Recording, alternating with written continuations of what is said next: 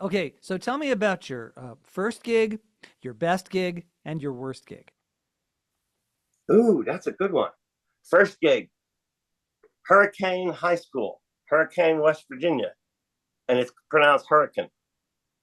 And they were our rivals because I went to Winfield, but they invited me and the guitar player that I ended up in the first band with to play at this. This is my first gig where I got paid money. I got $75 when I went there. All my keyboards were set up already, and because it was a high school doing this, Yeah. not real people. And so I went in there and I'm playing, and they introduced me, and I'm like, yeah, I like this.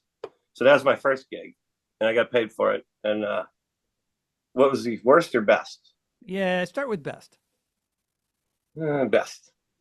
It's tough to say, but I was playing on a cruise, and the musicians from the other shows would come in to our venue when we're doing dueling pianos, and we're somewhere in the islands, and I forget.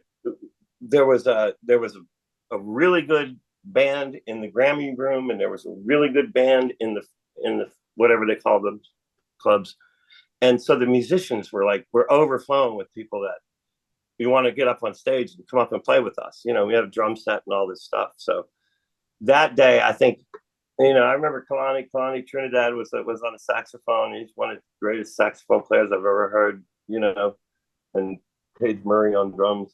Look these people up, you'll see what I'm talking about. But they're people that no one's heard of, but just unbelievable. And I got the bass guitar, and I got to stand there and play bass to all these songs that I didn't really know, but watching all these other guys play, and I was part of it, and it was just like fun. It was like back jamming again, like when you're a kid. Yeah. But that was probably the best one because I have ones where I met, people, famous people have said nice things, but that it's not about that. And the worst one, or did you want me to get to it this quick? No, no, let's talk a little bit more about sandwiches. Then you can talk about your worst gig. That's a toughie because there's one that was really funny and one that it wasn't funny, but Let's they have were them both. both. Let's have them both. Well, the first one it wasn't that funny. It was at a dueling piano bar, and we're still using real pianos. And there was a big storm that went through and knocked out all the power. And they're trying to say, well, we got to close it down. And I was like propping the lids up on the pianos, holding them open and going, we don't need those stinking microphones. And I was trying to do it, but they couldn't run the register, so they couldn't run the club. So that was, but the worst one was out in a rock band, and it was a big production rock band, big lights, like stacks of speakers everywhere.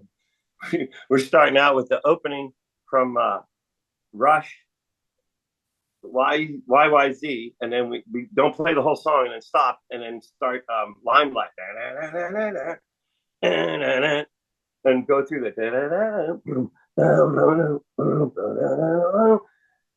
and as soon as we hit the note, all the high end speakers just went. They just went this shrieking shrill noise. I don't know. Nobody will ever tell you who did what, but it burned them all out instantly. And it was our first. We were coming out. We had the lights, and then it's and everybody's running around. The audience is going like this and pulling plugs, and then everybody's like, "What the fuck's going on?" I said, well, "We'll be back in a few minutes." We had to start over again. But those things happen. Yeah, right. I've Yeah. never had to get sick on stage. I know people who have things like that. Good gracious. Well, Uh, who did you enjoy meeting? I know it's not about the famous people you've met, but it's still fun. Who'd oh you get? yes, and most it was Franco Harris. And Football not player. yeah, but that's because I'm from Pittsburgh, Okay. and the way he said what he said was perfect. And now, um, I was playing at a club at Walt Disney World, and he was in the audience, but he had come to see us when he was in town in Pittsburgh, playing at the place we had in Pittsburgh. I think when the one you went to, and And we knew he was there all the time. We're like, Franco Harris is here. Oh, and he was in the back. He'd have a big entourage with him. And he'd come in a lot. So anyway, he's sitting in the back and he comes up around the side at the end of the night because we had a policy that if someone's any kind of celebrity, you're not supposed to talk to them. You know, you don't bother them. But I'm like, screw that. I'm from Pittsburgh and I'm a third party vendor. So I go up to say hi to him, and he's been there night, so he knows. He saw the show. He didn't just see me walking by, so he knew who I was. He put it together. But as I walked up, he points at me and he goes, "We used to come watch you play when you were in Pittsburgh."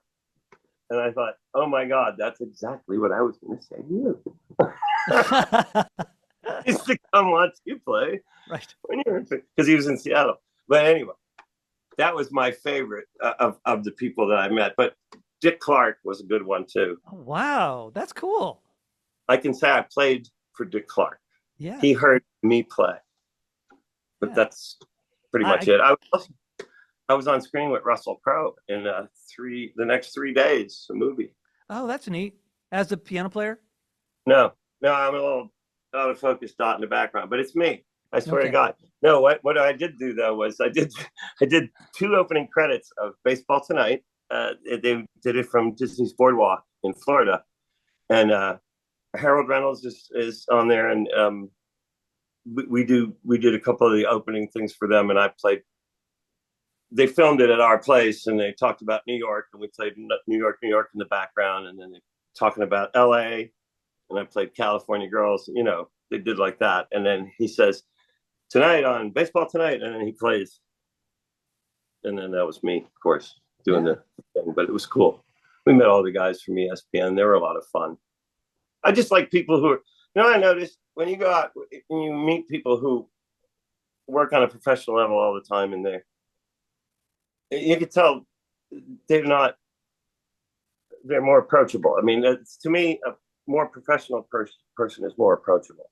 Mm-hmm. And it's like, you don't want to have an attitude like, I'm better than this. I should be in a better job than this. I'm not, nobody looks up like that. I mean, not if they last for decades. No, that's you can't survive with an attitude for decades. No, it'll teach you. Life is a patient teacher. Well put. It is. That's mine. I wrote that. So, life being a patient teacher. Did you really write that? I'm just saying.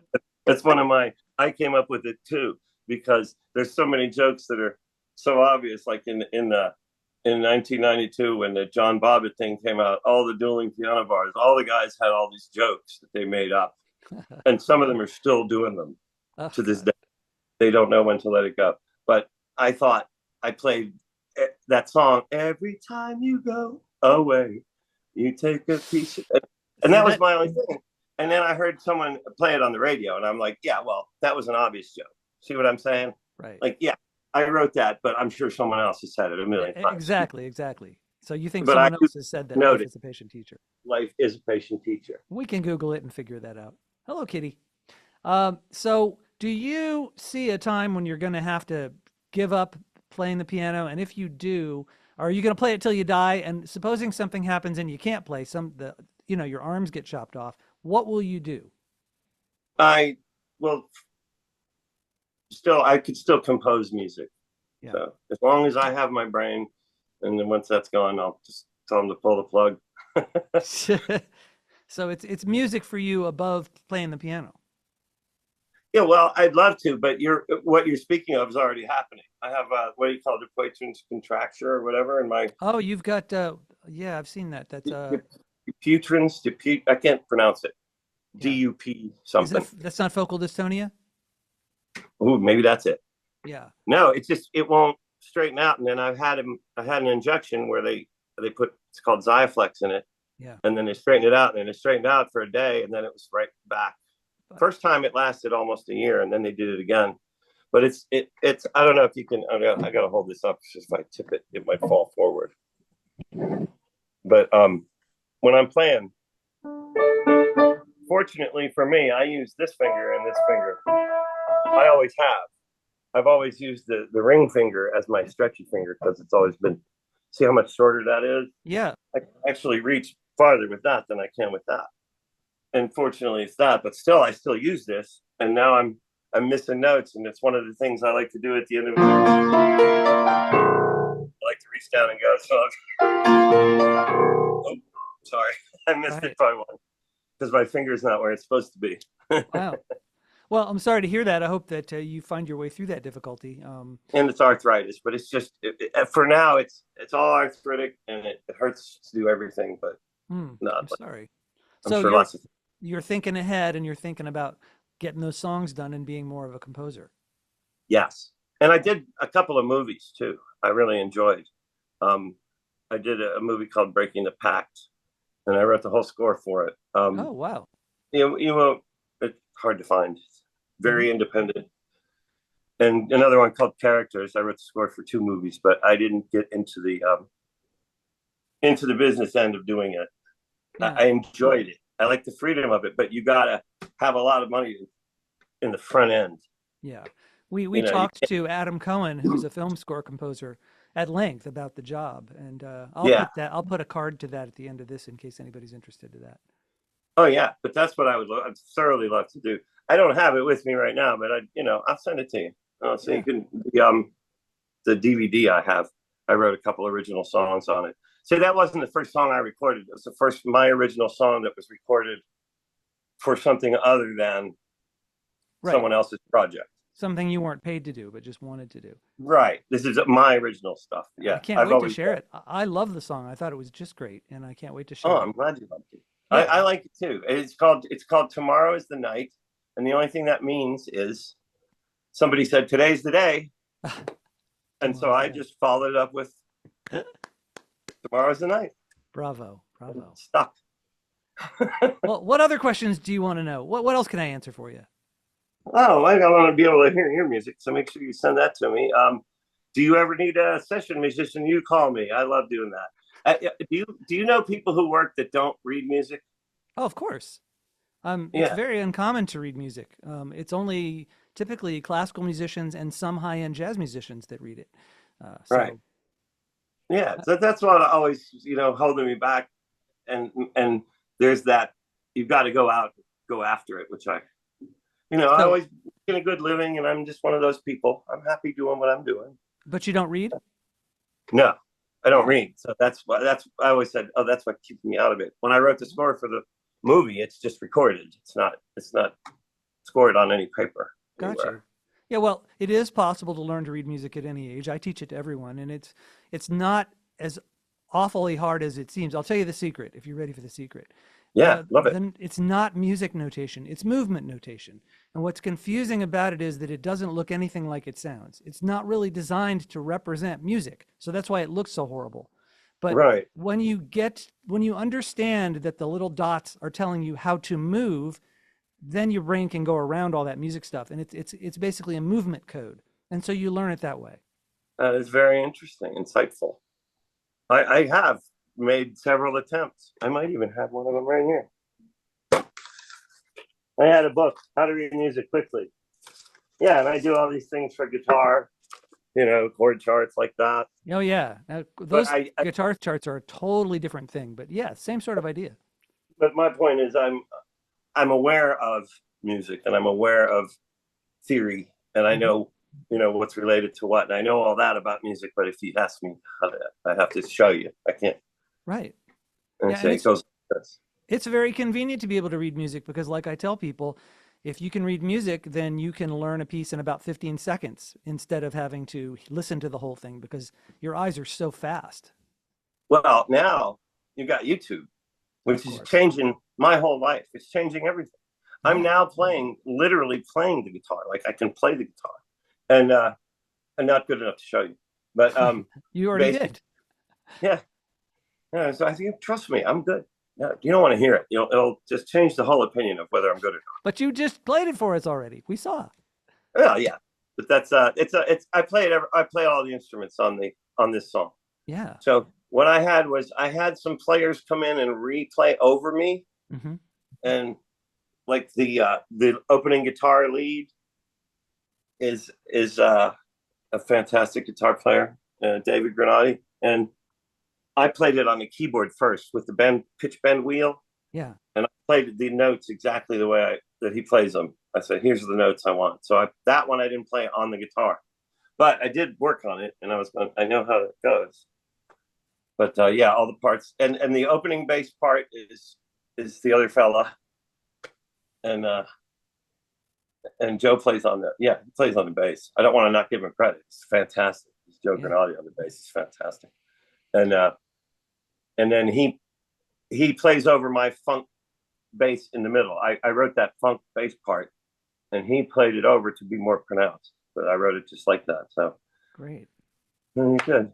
Well, I will share that in just a couple minutes. In the meantime, if anybody wants to hire you or even wants to talk to you, how do you want them to find you? Oh, that's easy.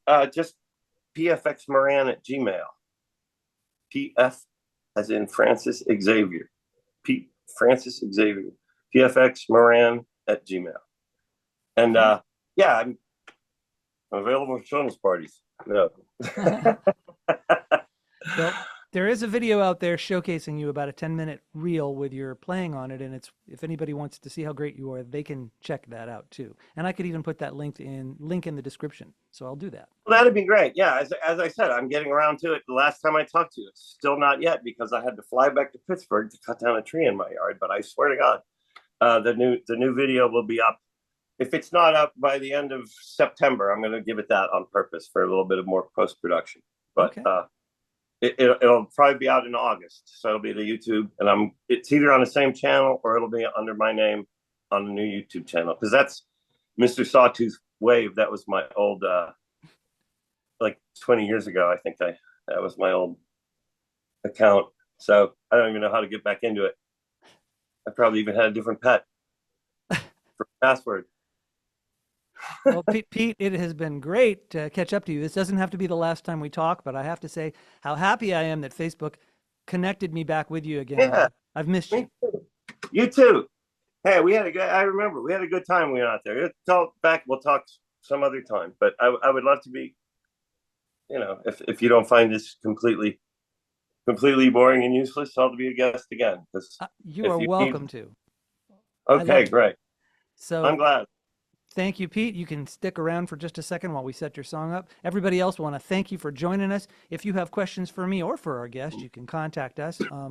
You can check me out at abetterpianoteacher.com if you're interested in what I do to help people learn how to practice.